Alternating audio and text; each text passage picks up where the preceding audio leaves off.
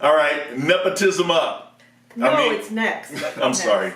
Next up, next driver, Austin Dillon, driver of the number 3 car. Give me some stats. Tell me a little bit about this guy. He drives a Chevrolet for Richard Childress Racing. He's teammates with the 31 car of Ryan. Flying Ryan Newman. Yeah, Flying Ryan Newman. His crew chief is Justin Alexander, and their engines are from ECR Engines. All right. And it looks like his key sponsors are Dow and American Ethanol, and also AAA. Get your AAA. Yeah. One of the big things is his granddaddy is Richard Childress, and you heard Christina mention Richard Childress Racing. That's how the nepotism thing kind of slipped out. But the guy is a good racer, so let's give him his due. Yeah. Let's kind of talk about him. How long has he been in Cup? He's been in Cup full time since 2014. So racing on and off 7 years. His first win was this year. His last win was this year. First, okay. Well, that made that easy. And look. He's had 157 races and 1 win. Okay. Okay, that percentage. Well, but hey, listen, the guy does have some provenance. He's a champion. He was a champion in Truck Series in 2011, then in Xfinity in 2013. So we know the guy can win. He can drive at the front. You know what though? He needs to step it up. Okay. Yeah, he finished 11th last year in standings, but his average start is 19.1 and his average finish is 18. That's just not gonna cut it against the big boys. Yeah, especially when you're in top-notch equipment, like with Richard Childress Racing, we expect a little bit more from you than just this. I expect more than that was a fuel mileage win at the Coke 600 at Charlotte, right? And here's a good statistic they'll show you is that he raced 10,146 laps this year. Right. In 2017, okay. And he only led 12. So that's just not going to be enough to make it. So there's a few more than the pace car. Less than the pace car. He didn't even. He didn't even outpace the pace car. We better go on to the next guy. Before this gets shut down by NASCAR. Before Richard Childress punches me in the face. Because he did do that to Kyle. That guy at Kansas. Next driver. All right, next driver. Here we go. Who we got? Jamie McMurray, the driver of the number 1 car. All right. For Chip Ganassi. Chip Ganassi Racing. His teammate is Kyle Larson. Again, so we know Chevy. His key sponsors, McDonald's is number 1. You'll see him. I'm loving it, man. Cessna. Is that the plane? Yeah, I think there are planes. Yeah. So this guy right here has been in Cup for, good Lord, how long? 12 years? He's been in 16 years, but full-time since 2003. And he's ran 546 races in his career and has just 7 wins, though. So yeah, but here's the thing. Here's the thing about Jamie McMurray. Okay, I always call him the big racer. Gotcha. I'm always talking about hey man, every big race, this guy's going to be a threat. What do you mean? I mean, okay, so what are the crown jewels in NASCAR? We're talking about Daytona. We're talking about Charlotte. We're talking about Indy. We're talking about Darlington, right? And so let's run it down. What's he got here? Tell me. He has he was the 2010 Daytona 500 and the Brickyard 400. Oh, I see. So only one of 3 drivers to accomplish winning the Brickyard and the 500 in the same year. Same year. And he was a 2-time Charlotte 500 winner. Yeah. And 2014 All-Star Race winner. And he was the 2003 Rookie of the Year. Okay, so hey, look, these numbers are really, really good, but it's the 546 races and 7 wins that I just can't rock with. And then last year, okay, so no wins. No wins. He finished 12th in the points, and we're looking at only 3 top 5, 17 top 10s. How did he get in the chase? He pointed himself in. Well, obviously, because he didn't get any wins, but he did finish an average. So I'll look at is the average start is 10.1 and the average finish is 14.6. And I guess if you have to be in the top 16 and you're finishing 14.6, bingo. I'm a math wizard. Oh, yeah, you are. All right, cool. Well, hey, so we do have a slight affinity for Jamie, since he is from Joplin, Missouri, and he's done a lot for that town that was pummeled by Oh, yeah. by a tornado and literally leveled. So we do have some love for Jamie, and then Big Macs and all that kind of stuff. But I don't have a lot more to say about this guy. Yeah. You know what? He's getting a little older. He's the elder statesman over there, Chip Ganassi. But it looks like Kyle Larson is the man. So he's got a lot to prove, and he needs to start driving a little bit smarter. Okay, stop driving like a clown. Stop driving like a clown. That's our advice. Okay, that's our advice. Okay. Listen up. Stop driving like a clown. All right. Oh. Next driver. Next driver. All right. Okay. So Christina's having some issues here because we're the next driver coming up.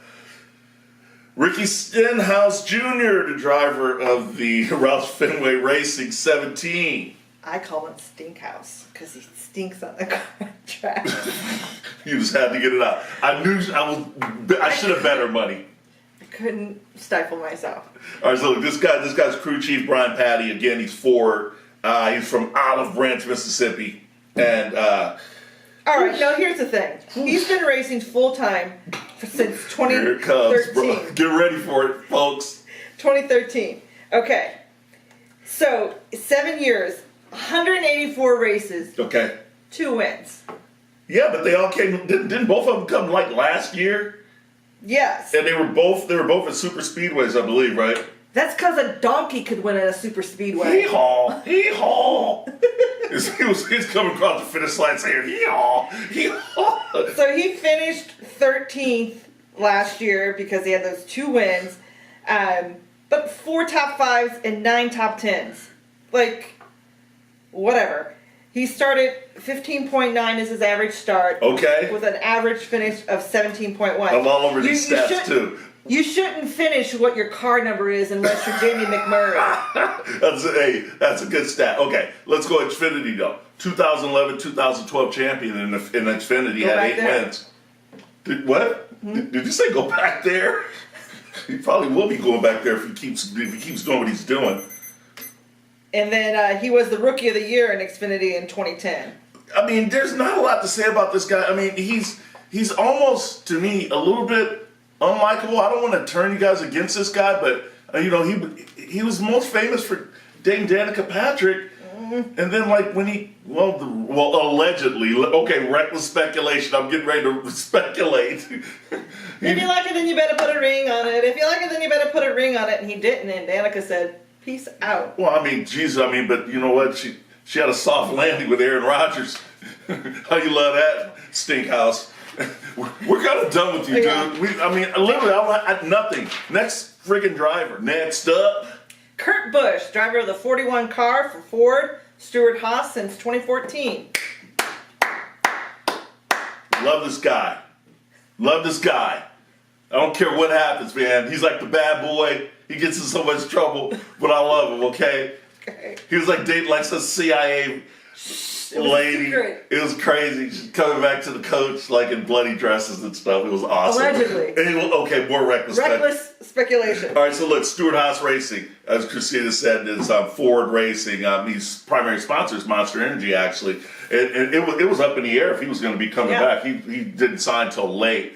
Another contract with Stuart Haas to be piloting the 41. He's a veteran racer. He's been in the series for about 18 years. Big time. And, 612 races. Yep. 29 wins. That's respectable. That's Hall of Fame stuff right there. His first win was in Bristol, 2002, and his last win was last year at Daytona. He won the Daytona 500, which put him into the chase.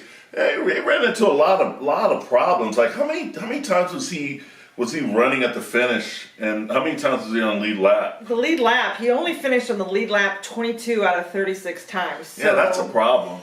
That's not going to do well for you. But he still, despite that, he still finished with an average of 16.5. So so when he was finishing on the lead lap, he was finishing, higher up. He has 15 top 10s. Yeah, that's respectful. He was definitely a factor going into the chase. Because you just have to respect this kind of talent. The guy has some great driving talent, evidently it's just in the Busch genes. That's right, baby. Yeah, so I mean, He has 5 wins at Bristol, 3 wins at Atlanta, Loudon, and Michigan. So those are some of his better tracks. absolutely, and also, you know, it was almost like him closing the deal at Daytona, because he had been in the mix to win the Daytona 500 a few times, and he was able to get it done. I was really happy for him, and then actually got a chance to see him interacting with fans at Kansas Speedway in the garage area this past year, and he was great. He He was was surprisingly great. great. Like,